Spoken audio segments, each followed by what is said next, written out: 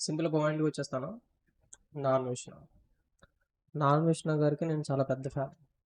Almost all ఆయన start చేసిన తర్వాత నేను ఒక 4 ఏళ్ళు ఆల్మోస్ట్ ఆల్ ఓ 4 ఇయర్స్ నుంచి ఆయన్ని ఫాలో అవుతున్నాను. ప్రతి video each and every video ప్రతి వీడియో నేను చూసేవాడిని. ఆయన వీడియోలు చూసిన తర్వాత నాకు చాలా సరదాగా అనిపించేది. ఎందుకంటే మనకు తెలియలేనివన్నీ చూపిస్తున్నాడు కదా అని. యాంటీ హిందూ అనే విషయం పక్కన పెడితే ఆయన మాట్లాడే మాటలకే చాలామంది అలాగా ట్రిగ్గర్ అయిపోయారు. మాట్లాడే విధానం. ఆడవాళ్ళు ఇలా డ్రెస్ వేసుకోవచ్చు అని చెప్పే మనిషే ఆడవాళ్ళ పేరు మీద దూషించడం, పెద్దవాళ్ళ మీద కానీ చిన్నవాళ్ళు కానీ తల్లిని కానీ లేకపోతే వైఫ్ని కానీ చిన్నపిల్ల సిస్టర్స్ని కానీ ఎవరో ఒకరిని ఆడవాళ్ళు ఈ డ్రెస్ వేసుకోవచ్చు అని చెప్తూ ఉంటాడు ఆయన. ఈ డ్రెస్ వాళ్ళ ఇష్టం వాళ్ళదని చెప్తాడు. మళ్ళీ వాళ్ళని తిట్టడం ఏంటి అంటే దూషించే విధానంలో అక్కడ ఏదో ఏదో తేడా ఉంది అన్న ప్రాబ్లం అవతల వాళ్ళకి తెలుస్తుంది. కానీ మనిషిలో లోపట అనిపించేది ఏంటంటే ఆడవాళ్ళని ఇలా ఉండండి అని చెప్పే మనిషి ఆడవాళ్ళని ఎందుకు తిడుతున్నాడో అన్న ఆలోచన అవతల వాళ్ళకి వెళ్ళిపోతుంది. ఆ విషయం మీద ఇంకా ఎక్కువ ట్రిగర్ అవుతున్నారు. తిట్టే విధానం ఆడవాళ్ళ సైడ్ ఉండడం వల్ల చాలామంది చిరాకు పడుతున్నారు. కానీ ఆల్రెడీ పబ్లిక్ ఫిగర్‌గా ఉన్న పర్సను కెమెరా ముందుకొచ్చి వేల లక్షల మంది చూస్తున్న ఆ వీడియో వ్యూవర్స్ అందరికీ ఒక పర్టిక్యులర్ స్టేట్మెంట్ ఇస్తే మాత్రం అది కరెక్ట్ కాదు. ఎందుకంటే అతను చూసి ఫాలో అయ్యే పర్సన్స్ ఉంటారు. లేకపోతే అతన్ని చిరాకు పడి అన్‌ఫాలో చేసే పర్సన్‌లు కూడా ఉంటారు. అన్ని దేశాలు తిరిగాను. ఇండియా ఇలా ఉంది. ఇండియాలో ఎవరు ఎదగరు. నేను మళ్ళీ ఇండియాకి బోలెడు ట్యాక్స్ పే చేస్తాను. ఓకే. అతను ట్యాక్స్ పే చేస్తున్నాడు. ఓకే. అయ్యుండొచ్చు. అతను ట్యాక్స్ పే చాలా థాంక్స్ ఇండియాకి ట్యాక్స్ పే చేస్తున్నందుకు. చాలామంది ట్యాక్స్ పే చేయరు అని అంటారు. బయటకి వెళ్ళిన ఎన్ఆర్ఐ లెవెల్ పే చేయరు అంటారు. వీళ్ళు పే చేస్తున్నారు.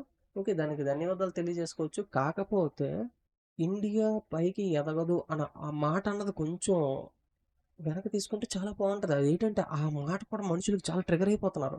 అది 140,00,00,000 మంది ఉన్న జనాభా ఉన్న భారతదేశంలో కొంచెం సమయం పడతాది.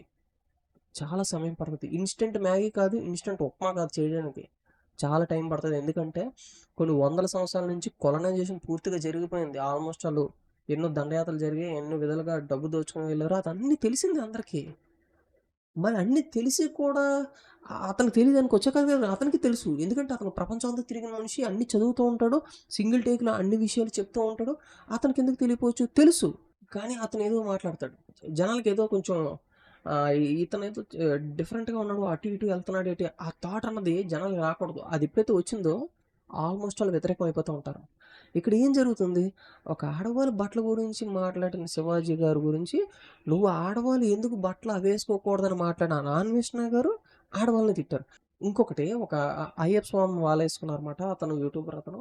అతను బయట కొన్ని సోషల్ యాక్టివిటీస్ కూడా చేస్తూ ఉంటారు. ఆయన పేరు నాకు సరిగ్గా తెలీదు. అది నేను విన్నాను. సడెన్‌గా ఓ పర్సన్ మా వోడు ఒకడు చెప్పాడు చూపించాడు. ఒకసారి చూడరా చూడరా అంటే చూస్తే అతన్ని తిడుతున్నాడాయన. నా అయ్యప్ప స్వామి మాలేసుకోండి అతను చెప్తున్నాడు. మీరు మాలలో ఉన్నారు. నాకు మాటలు ఇలా సరిగ్గా రానివ్వరు మీరు అంటే సరిగ్గా మాటలు రావు. మీరు మాలలో ఉన్నారు అని చివరిలో మాట తిట్టేసి వెళ్ళిపోయాడాయన. అదే అంటున్నాను తిట్టడం అవసరం లేదు. అది కట్ చేసేస్తే సరిపోద్ది. ఆ తిట్టుని ఇక్కడ ఆపేస్తే బావుంటది. ఆ మాటల్ని ఇక్కడ గాని ఆపేస్తే చాలా బావుంటది. అన్వేష్ సారు ట్రిగ్గర్ అయ్యేలా చేసేస్తున్నారు. అవతల పర్సన్ ట్రిగ్గర్ అయిపోతారు. ట్రిగ్గర్ అయిన తర్వాత మళ్ళీ కూర్చొని ఇలా జరిగింది క్షమాపణ అడిగారు. ఏంటి ఏంటిదిది? అసలు నా అన్వేష్ నేను ఎలా చూసానంటే 4 ఇయర్స్ నుంచి పిచ్చ పిచ్చగా చూసేవాడిని. అతను మాట్లాడే ప్రతి విషయాన్ని అరే భలే ఉంది. అంటే బూతులుంటాయి. బూతు పురాణం ఉంటది. అలాగే అమ్మాయిలు ఉంటారు. అమ్మాయిని కూర్చోబెడతాడు. అంటే అమ్మాయిలు పక్కన లేకపోతే వ్యూ కౌంట్ తక్కువద్దన్న ఆలోచనతోని ఖచ్చితంగా అమ్మాయిని కూర్చోబెట్టి అదలాగా అంటే ఒక మూవీ వేలోగా చాలా బాగా చేసేవాడు. బాగా పిక్చరైజ్ చేసేవాడు. బాగా మంచిగా అది క్రియేటివ్‌గానే అతను ఆలోచించి చేసేవాడు. ఓకే. గుడ్. చాలా మంచిది. ప్రపంచ పాలిటిక్స్ నాకు బాగా తెలుసు. నేను ఖచ్చితంగా ఈ విధంగా చెప్పగలను అనుకుని ఎక్కడో బంగ్లాదేశ్‌లోని ఒక మనిషిని తగలడేస్తే ఇది ఇలాగా కావాలని ఇలాగా చేస్తున్నారు. ఇది పొలిటికల్ ఎజెండా. ఈ సరే అది ఇక్కడ జనాలకు ఒక నెరేటివ్ వెళ్ళింది ఆల్రెడీ.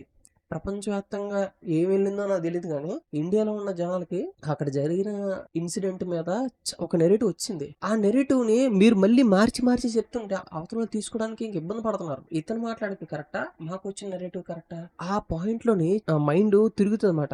ఏటి ఒక యూట్యూబర్ కోసం ఇంతసేపు ఆలోచిస్తారా? యూట్యూబర్ కోసం ఆలోచించడం కాదు. ఆ మాట నిజమా కాదా అని ఆలోచించడం. ఇంకొక ఒక చాలా ఘోరమైన విషయం ఏం చూసానంటే, నేను అది చూడగానే నేను అన్‌సబ్‌స్క్రైబ్ చేయడానికి అసలైన కారణం ఒక ఆడియో విన్నాను. ఒక 14 ఏళ్ల అమ్మాయితో జరిగింది. నిజంగా అది విన్న తర్వాత ఆయన మీద ఉన్న రెస్పెక్ట్ అంతా పూర్తిగా పోయింది. అరే! ఏంటి ఈ పర్సన్ ఇలా చేసాడు?